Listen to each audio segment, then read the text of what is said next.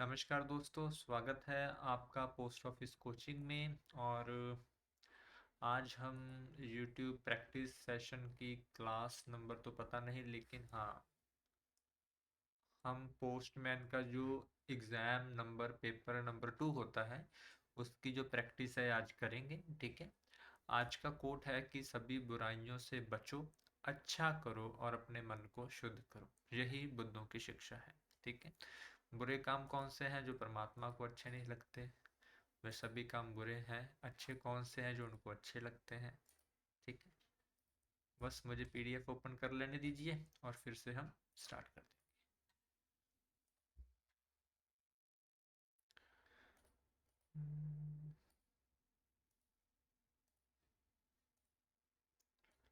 चलिए।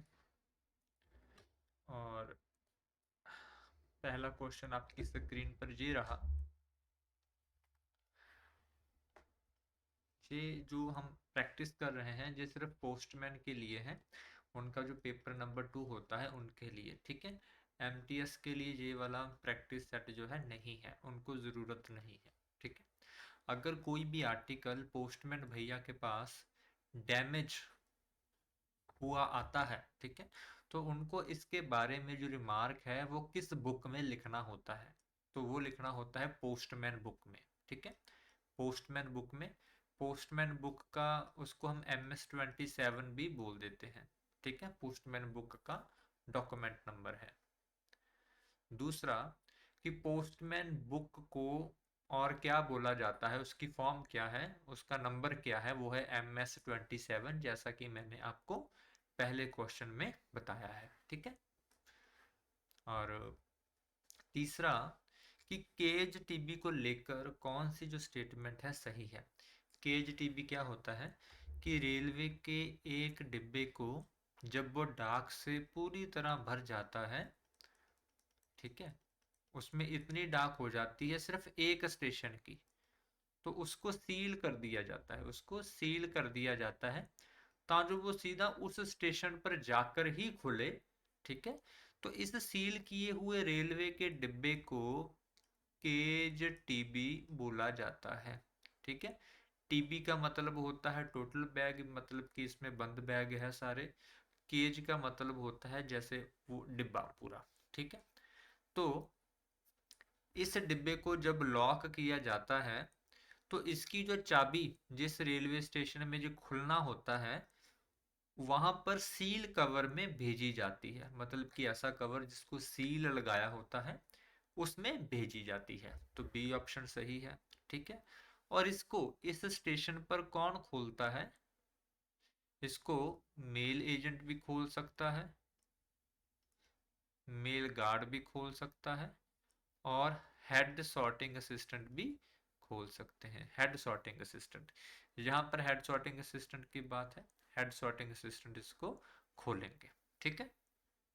तो ए और बी दोनों ही स्टेटमेंट सही है, तो ऑप्शन नंबर डी। ठीक है। पोस्टमैन को कौन कौन सी चीजें पता होनी चाहिए ये एक्सपेक्ट किया जाता है? तो पोस्टमैन भैया को पता होना चाहिए कि डाक भेजने के कितने कितने चार्जेस होते हैं।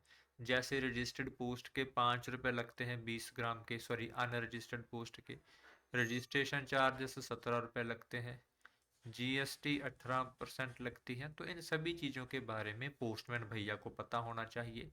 ईएमओ पे कमीशन 5% लगता है, इसके बारे में भी पता होना चाहिए। तो पहली स्टेटमेंट सही है। ठीक है। दूसरा, इंश्योरेंस के बारे में पता होना चाहिए, क्योंकि जब वो बीट में जाता है तो कोई कस्टमर उनसे क्वेरी पूछ सकता है कि भैया मेरा इतना सामान है, भेजने के कितने पैसे लगेंगे, मैं इंश्योरेंस करवाना चाहता हूँ, उसके कितने कितने चार्जेस हैं, है ना।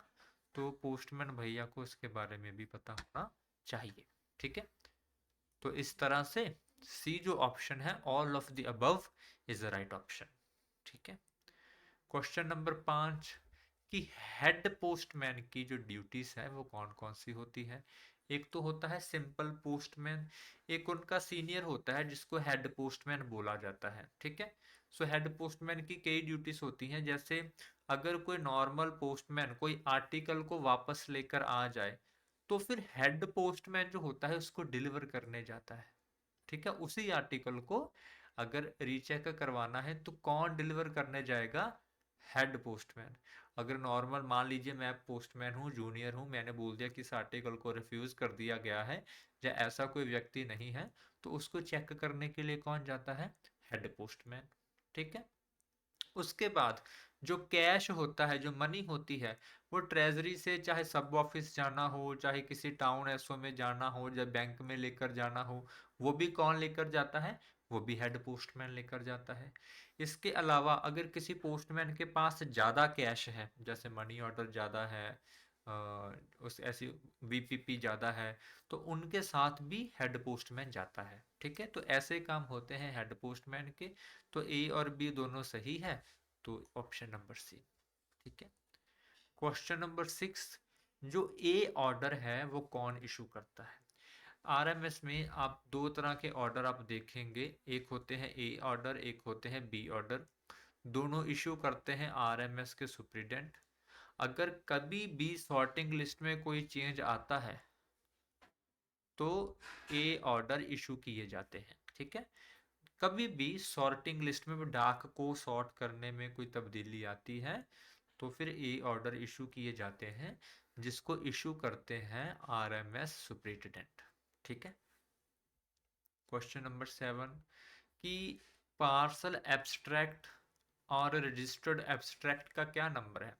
हम पोस्ट ऑफिस में ऐसे रजिस्टर्स इस्तेमाल करते हैं, आपको पता ही होगा, यहाँ पर उसका नंबर लिखा होता है। ठीक है। तो सिंपल सा पूछा है कि रजिस्टर्ड एब्स्ट्रैक्ट का क्या नंबर होता है, पार्सल एब्स्ट्रैक्ट का क्या नंबर होता है। जब ब्रांच ऑफिस में हमारे पास डाक आती है तो हम उस पर नोट करते हैं कि इतने आज रजिस्टर्ड लेटर आए हैं, ये उनके नंबर है, इतने पार्सल आए हैं, ये उनके नंबर है। फिलहाल अब तो नहीं नोट होता, पहले होता था।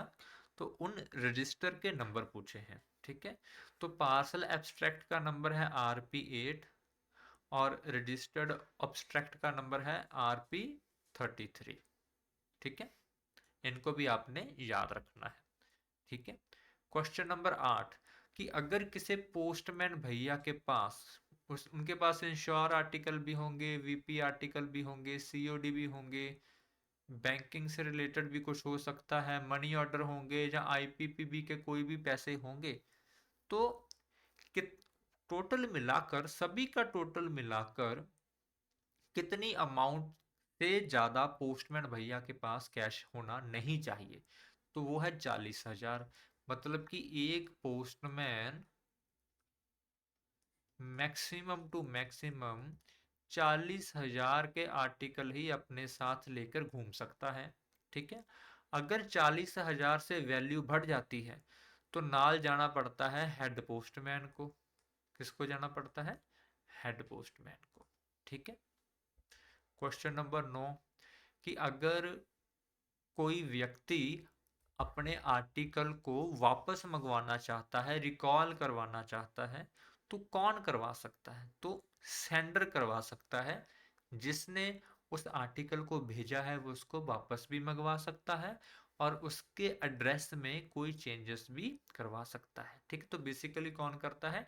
सेंडर। जिसने उस आर्टिकल को भेजा है वही उसको वापस मंगवाने के लिए रिक्वेस्ट भी कर सकता है, और अगर उसमें कोई एड्रेस में कोई तब्दीली करनी है तो भी कर सकता है। ठीक है। क्वेश्चन नंबर 10, कि जो MS83 है RMS में, वो किस काम के लिए होती है? ठीक है। जैसे मैंने आपको बताया था, एक होता है हेड सॉर्टिंग असिस्टेंट RMS में। इनके नीचे सभी मेल ऑफिसर्स काम करते हैं। जब मेल ऑफिस के एक सेट का काम कंप्लीट हो जाता है तो जो हेड सॉर्टिंग असिस्टेंट है MS83 में एक रिपोर्ट रेडी करता है कि आज आज कितना काम हुआ है, कितने बैग आए हैं, कितने आर्टिकल आए हैं, कितने गए हैं, कितने डिपॉजिट है, सब कुछ। और इससे इसको भेजता है हेड रिकॉर्ड ऑफिस को, या रिकॉर्ड ऑफिसर को, है ना। रिकॉर्ड ऑफिसर आगे इसको सबमिट करता है RMS सुप्रीडेंट। तो MS83 एक फॉर्म है जिसके अनुरूप जो रिपोर्ट है उसको रेडी किया जाता है। ठीक है। Option number A. Question number 11 कि जो हैंडबैग दिया रहता है हर एक सॉर्टिंग असिस्टेंट को, मेल गार्ड को और वैन अटेंडेंट को, उसमें वो क्या क्या रख सकता है। ठीक है, तो उसमें वो पर्सनल लगेज रख सकता है, कोई सील सा स्टैंप रख सकता है, मेल और पार्सल एब्स्ट्रैक्ट भी रख सकता है। ठीक है, next, mail abstract in the form of the, एक मिनट, हाँ, तो जैसा हमने आपको बताया था कि आरएमएस में दो तरह के ऑफिस होते हैं। एक तो होते हैं सेक्शन, जो चलते फिरते ऑफिस होते हैं, जो डाकों को एक जगह से दूसरी जगह लेकर जाने के लिए कन्वेंस होते हैं, जैसे डाक की गाड़ी, रेलवे का डिब्बा, उनको सेक्शन बोलते हैं। दूसरे होते हैं मेल ऑफिस, जो स्टेशनरी ऑफिस होते हैं। ठीक है, स्टेशनरी ऑफिस जैसे कि बिल्डिंग में होते हैं, वहाँ पर स्कैनिंग का, बैग ओपन करने का, बैग बंद करने का, लोडिंग का, अनलोडिंग का ये काम होता है। ठीक है, तो ये लोग अपने अपने ऑफिस की रिपोर्ट रेडी करते हैं, है ना। तो इसमें पूछा गया है कि M43 की जो रिपोर्ट है उसका जो मेल एब्स्ट्रैक्ट है वो कौन रेडी करता है। तो मेल ऑफिसर्स M43 की फॉर्म में जो एब्स्ट्रैक्ट है रेडी करते हैं, और सेक्शन M42 के एब्स्ट्रैक्ट में जो अपना एब्स्ट्रैक्ट है वो रेडी करते हैं। ठीक है, क्वेश्चन नंबर 13 कि अगर कोई ऐसा व्यक्ति हो जिनकी डेथ हो चुकी है, जिनकी मौत हो चुकी है, तो उनको कैसे डील किया जाता है। तो उसके आर्टिकल को इस तरह डील किया जाता है कि जैसे वो एक अनक्लेम आर्टिकल है, जैसे कि उसको पाने वाला कोई है ही नहीं। ठीक है, अनक्लेम आर्टिकल को उसी तरह से डील किया जाता है जैसे वो किसी डिसीज व्यक्ति का आर्टिकल हो। ठीक है, क्वेश्चन नंबर 14 कि जब पोस्टमैन भैया अपनी बीट के लिए रवाना हो रहे हो, तो कौन से ऐसे फॉर्म हो सकते हैं जो पोस्टमैन भैया को अपनी बैग में पब्लिक को देने के लिए रखने चाहिए। ठीक है, तो एक तो हो सकता है वीपीपी के फॉर्म रखने चाहिए, वैल्यू पेएबल सिस्टम के। ठीक है, दूसरा हो सकता है कुछ पोस्ट कार्ड रखने चाहिए, तीसरा है कुछ पोस्टेज स्टैंप रखनी चाहिए, चौथा है कुछ एनवलप रख सकता है ना, ऐसा वो रख सकता है। ठीक है, तो इसमें क्या सही है, ACG 17 जे गलत है, MS 28 जे गलत है, सेविंग बैंक से डिपॉजिट इसका श्योर नहीं है। ठीक है, लेकिन पहले वाला सही है, जे 3 सही है। ठीक है, तो ये ही फिलहाल के लिए अब सही मानिए, बाकी जब हम थ्योरी करेंगे तो इसको अच्छी तरह से पढ़ेंगे। ठीक है, क्वेश्चन नंबर 15, लास्ट वाला क्वेश्चन, कि अगर कोई रजिस्टर्ड आर्टिकल आता है और एड्रेस ही जो है, जो गिवन एड्रेस पर नहीं मिलता है, वहां पर मिलता नहीं है, नॉट फाउंड आता है, तो उस आर्टिकल को मैक्सिमम कितने दिनों के लिए पोस्ट ऑफिस में डिटेन किया जा सकता है, कितने दिनों के लिए मैक्सिमम उसको रोका जा सकता है, तो वो है 7 दिन। ठीक है, आज रजिस्टर्ड आर्टिकल आया, पोस्टमैन भैया उसको घर पे देने गए, वो नहीं मिला, फिर देने गए, नहीं मिला। ठीक है, उसके बाद वो 7 दिन ही मैक्सिमम रख सकते हैं, उसके बाद उस आर्टिकल को वापस करना ही पड़ेगा। ठीक है, तो ये पोस्टमैन भैया जो पोस्टमैन का एग्जाम देंगे या मेल गार्ड का एग्जाम देंगे, उनका क्वेश्चन पेपर है, पेपर नंबर 2, क्योंकि उनको 4 पेपर देने पड़ते हैं। ठीक है, और अगर आप भी ऐसे जो प्रैक्टिस बैच है इनके सभी के PDF लेना चाहते हैं, और MTS पोस्टमैन जो 2025 में एग्ज़ाम होगा उसके लिए प्रैक्टिस करना चाहते हैं, तो आप इस बैच को बाय कर सकते हैं।